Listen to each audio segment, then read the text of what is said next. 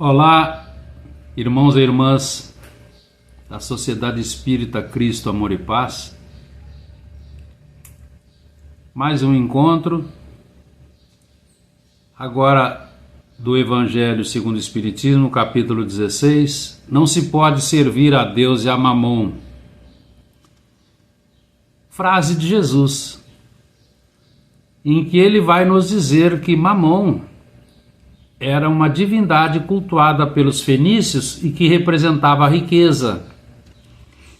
Então o mestre nos informa, nos instrui: nós não podemos amar ao mesmo tempo e com a mesma intensidade as coisas da terra e as coisas do céu, Deus e Mamon. Porque sem perceber, nós começamos a nos dedicar mais a umas do que a outras. E é contra esse perigo que Jesus nos advertia há mais de 2000 anos. Porque se a nossa vontade em adquirir os bens espirituais for pequena, pouca vontade, nós corremos o risco de trocá-los pelas coisas transitórias da terra. E no subitem que trata das instruções dos espíritos, vai nos apresentar a verdadeira propriedade. O item 9 é uma mensagem do Espírito Pascal, de 1860, recebida em Genebra, que vai nos informar que o homem só possui realmente aquilo que ele pode levar deste mundo. Então, o que ele possui? Tudo o que é de uso do espírito: a inteligência, os conhecimentos, as qualidades morais. Então, depende do homem ser mais rico ao partir da terra do que ao chegar a terra. Porque apenas no mundo espiritual serão avaliadas a soma das virtudes que ele possua. Porque os lugares no mundo espiritual são conquistados por meio da prática do bem. E aí então nós vamos nos questionar: nós somos ricos dessas qualidades?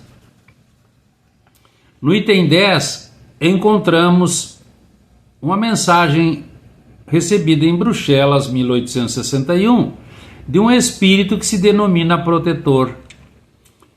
Ele vai também acrescentar sobre os bens da terra e vai dizer que os bens da terra pertencem a Deus, que os reparte de acordo com a sua vontade e que o homem é apenas o usufrutuário, o administrador mais ou menos íntegro e mais ou menos inteligente desses bens. Ele nos ressalva isso.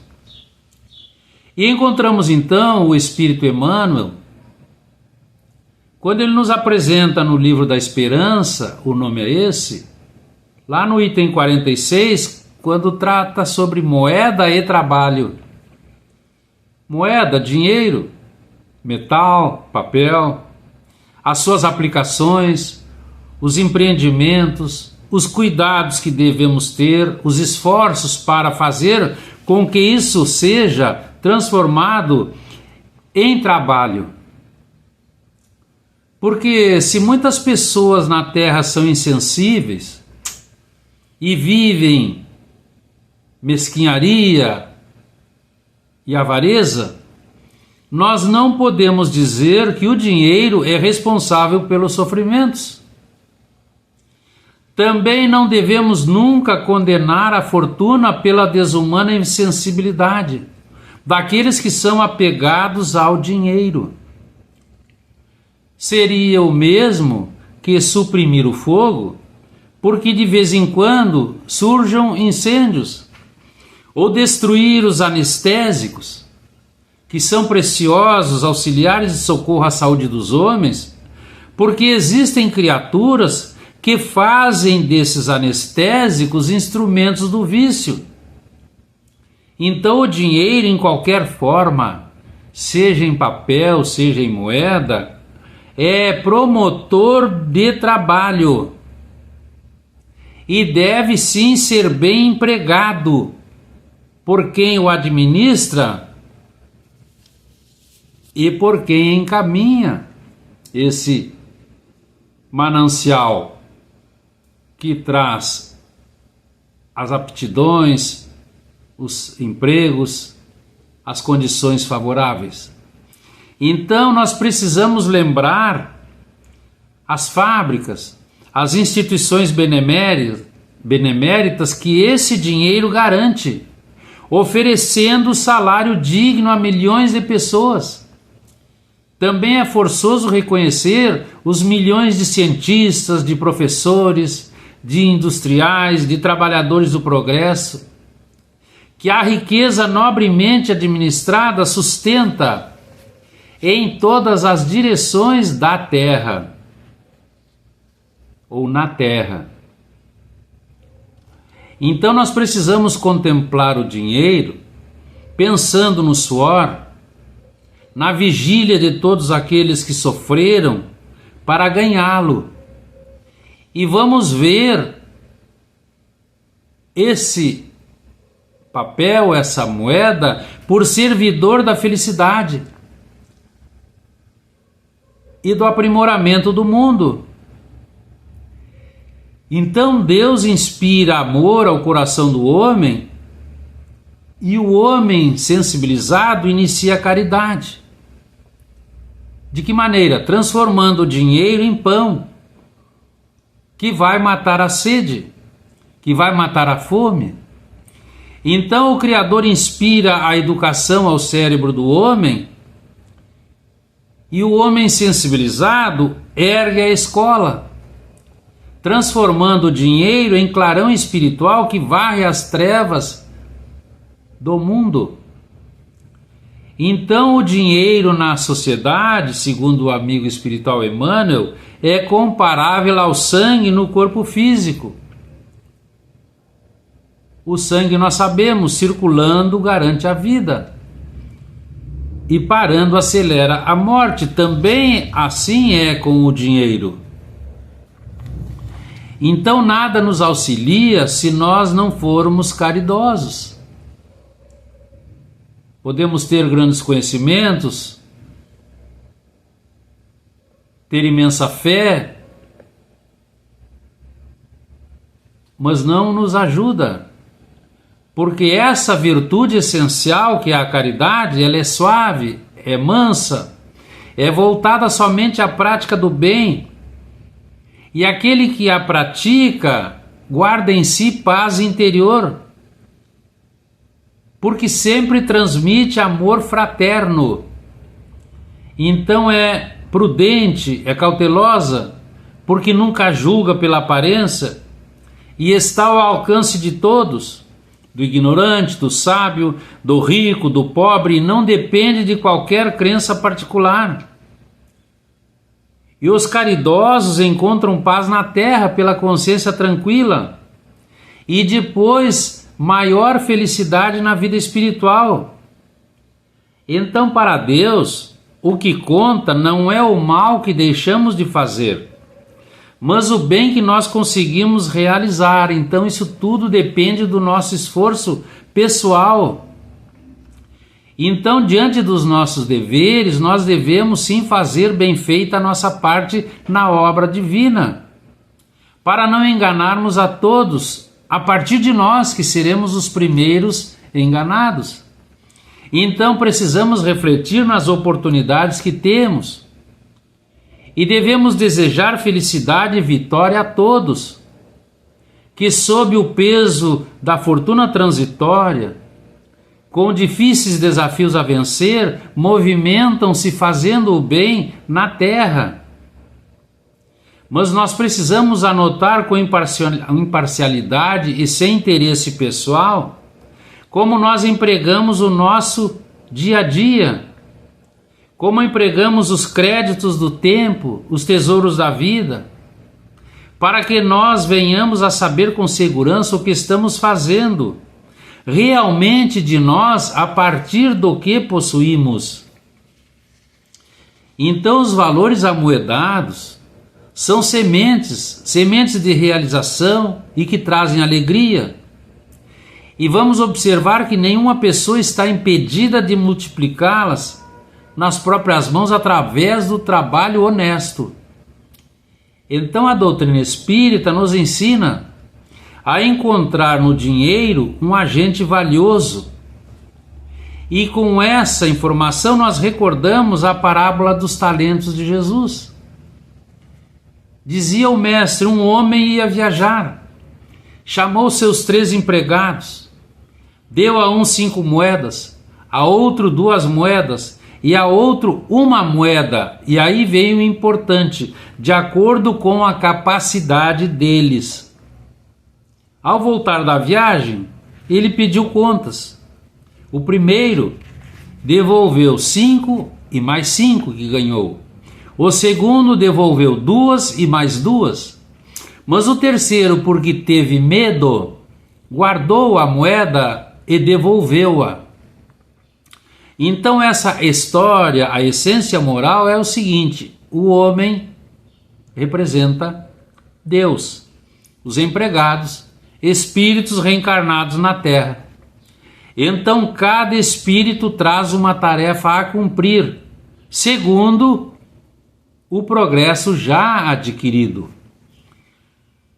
O exemplo que vimos, os que multiplicaram as moedas, representam os homens que sabem cumprir a vontade divina, empregando bem os dons, os talentos que Deus lhes concedeu. O que deixou improdutivo, o que recebeu, 1 moeda, simboliza os homens que usam mal os dons recebidos.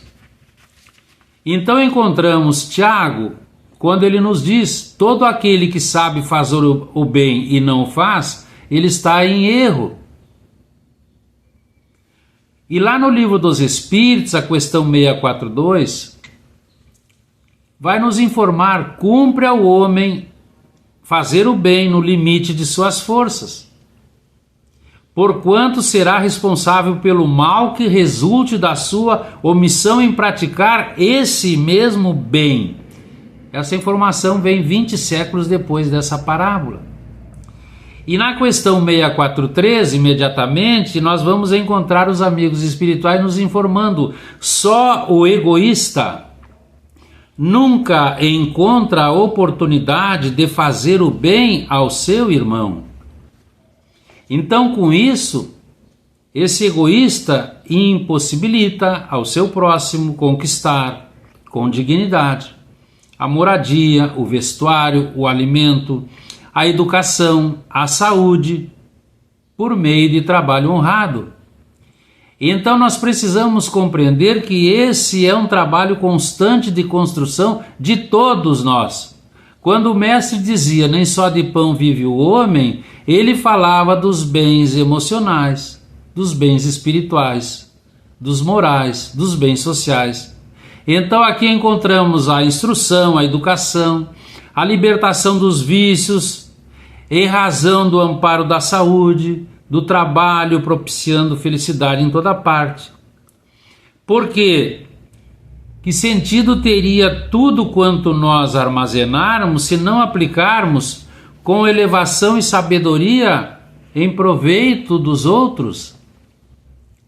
Por isso é que o mestre dizia que ainda esta noite tomarão a tua alma, por insensato que és. Joana de Ângeles, espírito amigo por Divaldo Franco, nos fala o seguinte: a falsa conduta social de acumular coisas é resquício do instinto primário, quando reter a presa para futuras refeições era o essencial, sem atinar com a gama de recursos para servir aos outros. Porque é uma força materializante, egoísta, que responde pelos conflitos sociais, econômicos, políticos, psicológicos, arrastando multidões ao desespero, escravizando tudo e todos.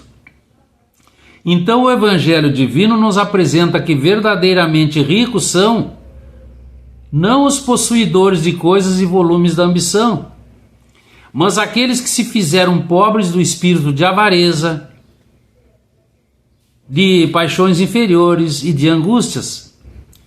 Então a missão inteligente do espírito na Terra é a de promover o progresso geral, usando bem as riquezas. Então devemos difundir em torno de nós, com os socorros materiais, o amor de Deus, o amor do trabalho e o amor do próximo. Colocar as nossas riquezas sobre uma base que nunca nos faltará e que nos trará grandes lucros na parte espiritual, o lucro das boas obras. Segundo as leis inderrogáveis que governam a vida, o bem que fizermos aos outros, a nós mesmos estaremos fazendo. Então, se nós queremos fazer o bem, não devemos exigir, para isso, o dinheiro que permanece na contabilidade dos outros.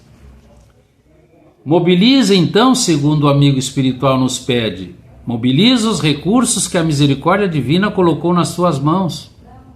E ainda hoje, em algum recanto de rua perdida, ao ofereceres uma sopa quente às mães infortunadas esquecidas pelo mundo, perceberás que o dinheiro convertido em cântico fraterno te fará ouvir a palavra de luz da própria gratidão, numa prece jubilosa. Deus te ampare e te abençoe.